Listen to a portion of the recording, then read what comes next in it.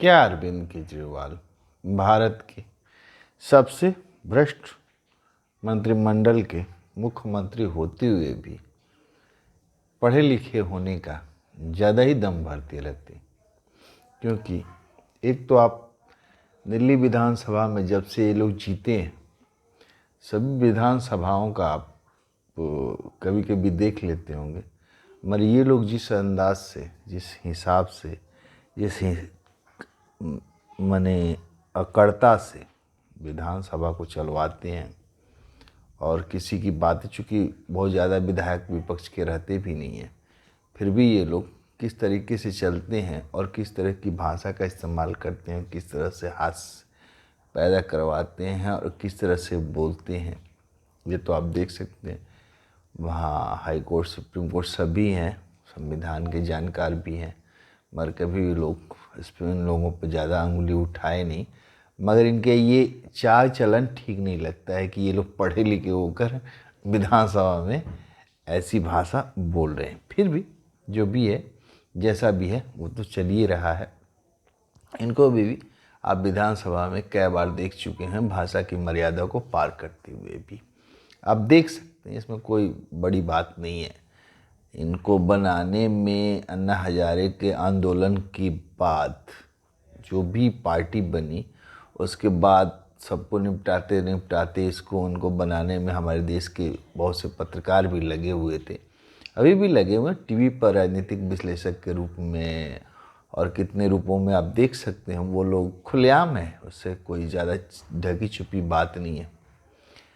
अब मामला तो अब यहाँ तक बढ़ जो आ गया है कि जिस व्यक्ति ने भ्रष्टाचार के खिलाफ आंदोलन किया, पार्टी बनाया, इस देश में भ्रष्टाचार को ख़त्म करने का बेड़ा लिया, वो आदमी का ही लोग गिरफ्तार होके जाने लगे और भ्रष्टाचार के इल्ज़ाम में। उसके बावजूद भी वह कहता है कि हम ईमानदार हैं। अब ईमानदार हैं, भ्रष्ट लोगों को चुने। मेरे पास आसपास सारे लोग ऐसे हों और मैं सही हूँ, ये तो समझ में नहीं आता, मगर ये दम भरते रहता है। एक इनके प्रवक्ता है जो उम्र से कम है, मगर बोलने में, अपने राजनीति को, प्रखरता को जानने में, राजनीति तो सब लोग अब धीरे धीरे समझ रहे हैं कि राजनीति किस तरह की जाती है, भाषा क्या बोला जाता है और क्या बोल रहे हैं। कहते हैं भ्रष्टाचार से नहीं, भ्रष्टाचार को नहीं, ईडी और सीबीआई इसलिए लगाए हैं कि अरविंद केजरीवाल को अरे क्या ख़त्म करना है, तो धीरे धीरे खुद ही नहीं जा रहे हैं गड्ढे में जाएंगे, गड्ढे में गिर चुके हैं। उसके बाद क्या करना। वो आदमी को अभी ये भी लगता है तुमको कि ये भ्रष्टाचार को रोकने वाला और ईमानदार मुख्यमंत्री, अरे यार पोल खुल चुका है, कितना खुलेगा, अब तो और थोड़े दिन के बाद वो भी खुद ही चला जाएगा अंदर, ऐसा लग रहा है। चलिए, इनका राजनीति करने का स्टाइल, चूँकि मैनेजमेंट गुरु वहाँ से पढ़ के आए और इनके बहुत पढ़े लिखे चेलों ने दिखाया कि पहले एक हुलिया बनाया, हुलिया बनाने के बाद ये हमेशा करते हैं, बस कभी कभी हुलिया से बाहर आ जाते हैं तो इनका असली रूप भी बाहर आ जाता है। और उसके बाद आप देखे ही होंगे किस स्टाइल में बोलने लगते हैं। आप ट्विटर पर जाइए, इनके बड़े बड़े नेताओं को फॉलो करिए, चाहे देख लीजिए, चाहे कहीं से आते हों तो उनके ट्वीट पढ़ लीजिए। भाषा किसी भी लोग के खिलाफ किस तरह से इस्तेमाल करते हैं, किसी को लोग बकसते हैं, राजा से भी बड़े बड़े अपने आप को पदवी समझते हैं। और जो भाषा का इस्तेमाल, हमारे देश में बहुत नेता हैं और बहुत विधानसभा क्षेत्र है, प्रधानमंत्री हैं, सभी संविधान के दायरे से बने हुए हैं, पर कहीं कहीं ये लोग तो संविधान से भी ऊपर अपने आप को समझ लेते हैं। भाषा तो किसी को भी ये लोग बकसते नहीं है और किसी को भी सभ्यता से नहीं बोलते, केवल असभ्य बोलने इनकी आदत है और किसी को भी नीचा दिखाने में कहीं ये लोग सीट नहीं छोड़ते। बड़े भले ही हमारे कम लिखे पढ़े लिखे लोग हैं, मगर कुछ पढ़े लिखे कुछ न, सभी को मिला के ये देश चल रहा है, सभी लोगों का आपस में जुड़ाव है, सभी नेता हैं अब जैसे हैं, जैसे चुन के आते हैं। भारत की जनता है, ये भी चुन के आए हैं, ये नहीं कह, मगर चुनने के बाद ये जैसा करते हैं। और इनकी एक नई व्यवस्था होती है, कहीं भी जाएंगे बिजली फ्री, ये फ्री, वो फ्री, ये फ्री, सब कुछ फ्री दे देंगे। पैसा कहाँ से आएगा, तो जो ठेका में उसमें 10,000 का ठेका में 10,000 करोड़ का ठेका वो मिलता है, उसमें जो जो घपले होते हैं या 2 करोड़ में बना देंगे या बच जाएगा, वैसे वो तो बचाया आपने, चलिए वो तो स्टेट की कमाई हुई। उसके बाद आप संसाधन को बताइए, नया कुछ नहीं पता। भ्रष्टाचार को रोक कहाँ पा रहे हैं आप? भ्रष्टाचार के दलदल में तो खुद ही फंसते जा रहे हैं। बस आपको कभी शर्म नहीं लगता कि भाई मान लीजिए कि मेरा मेरा चुना हुआ, मेरे साथ रहने वाला, मैंने चुना जिसको कहा कि परफेक्ट ईमानदार व्यक्ति है, वो जाके 10 महीने से जेल में बैठा हुआ एक आदमी, रिमांड पर रिमांड, 1 महीने उप मुख्यमंत्री था, इतने मंत्रालयों का मालिक था, कभी भी शिक्षा मंत्री का तो ढोल पीट लिया, कभी ये नहीं बताई शराब मंत्री भी वही था, परिवहन मंत्रालय का मान लो कि जो भी है जैसा भी है, PWD भी उसी के पास, परिवहन तो मान लीजिए अलग है। फिर भी उसके बाद वो आदमी क्या कर रहा है? वो जेल में है। वो खुद समझ रहे हैं उसका बस बना दिया स्कूल टॉप क्लास का वर्ल्ड क्लास, और अपने लड़कों को अमेरिका पढ़ा रहा है। अरे क्या करते हो यार? गरीबों को बताओ कि हम लोगों को जो लड़के नया पैदा हो रहे हैं उनको सिखाओ कि काम कैसे मिलेगा, कि ये सिखा रहे हो कि फ्री कैसे पाएंगे, कितना दिन दे पाओगे? फिर देने के बाद तो बाद में वही हाल हो रहा है, ख़त्म हो जा रहा है। मुझे तो नहीं लगता कि ये मुख्यमंत्री किसी हिसाब से पढ़े लिखा जैसे लगते हैं और पढ़े जैसे व्यवहार करते हैं।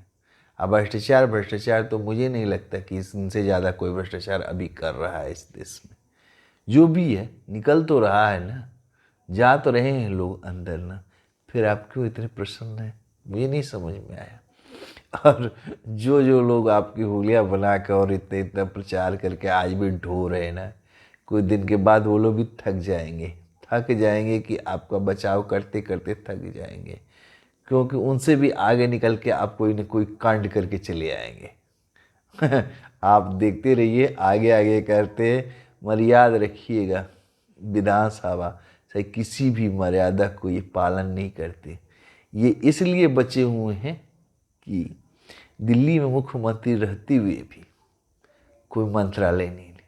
शीला दीक्षित जी जो अब इस दुनिया में नहीं है, भगवान उनकी आत्मा को बहुत ज़्यादा शांति दे, ये व्यक्ति उनके पीछे फाइल लेके घूम रहा था। मुख्यमंत्री के बाद बनने के बाद एक इल्ज़ामों पे नहीं लगा पाया, और सभी लोगों के लिए फाइल लेके घूमते रहता है, मगर ये कुछ नहीं कर पाता है। सब पे आरोप लगाते, कीचड़ उछालता है और निकल जाता है। कहीं भी अगर किसी पर बोला भी है ना, और उन्होंने इनके ऊपर मानहानि का केस किया है, वहाँ भी जाके ये माफ़ी मांग के आए हैं। क्या कहते हो? और इतने इतने जितने लोग तुम्हारे आगे पीछे पड़े हुए हैं, और ये क्या हम लोग नहीं जानते कि ये लोग कैसे बोल देते हैं? कम उम्र में ज़्यादा ही अकल हो गया। एक आदमी है बहुत ठोस ठोस में बोल रहा है, अरे भाई बने को सब लोग बनाते हैं, घबराओ मत, सबका नंबर आएगा। अगर काम ही गलत करोगे तो फिर बढ़ावा कैसे मिलेगा? कर्म के फल तो कभी न कभी सामने आएंगे, ये तो सत्य है। न समाज में शांति रहने देते हो, न कहीं कुछ करने देते हो। लोग कहते हैं ये कर रहे हैं, वो कर रहे हैं। अरे आप तो ऐसे ही कर रहे हैं कि ऐसी ही शांति फैले रहे और मेरा काम बनती रहे। जो लोग आपको समझ लेंगे ना, वो आपके करीबी नहीं भटकेंगे। और कुछ पत्रकारों का समूह जो आपको बढ़ावा दे दे के यहाँ तक पहुँचाया हुआ है ना, वो लोग खुद ही थके लग रहे हैं। अब जब थक जाएंगे ना तो आप भी थके हुए हो जाएंगे, मुझे तो पूरा अनुमान है। बाकी देखिए क्या होता है, मगर ये बात मुझे स्पष्ट पता है कि जो लोग पढ़े लिखे होने का करते हैं, बहुत पढ़े लिखे लोग भी केंद्रीय मंत्रिमंडल में भी हैं और अनेक प्रदेशों के मुख्यमंत्री भी हैं, और वो लोग कभी भी चिल्लाकर ऐसे चिल्लाते नहीं हैं। उसके बावजूद भी वो अपने पद, कोई 20 साल से, कभी कितने साल से मुख्यमंत्री, कोई इल्ज़ाम उनके ऊपर नहीं गया। आप थोड़ी सी ज़िंदगी में कितने इल्ज़ाम झेल रहे हैं इसका कोई अंदाज़ा नहीं है, कोई पीछे नहीं पड़ा हुआ है। आप जैसा करेंगे वैसा उस सामने आएगा। अब धीरे धीरे और भी लोगों को सामने आएगा। सबका खुले न पोल, कौन रोका हुआ है? खुलवाए, आप उनका खोले, उनको, वो दोनों आदमी सब लोग खोल दे, भारत की जनता के लिए फ़ायदेमंद ही होगा। क्योंकि सब तो कुछ कम होगा भ्रष्टाचार।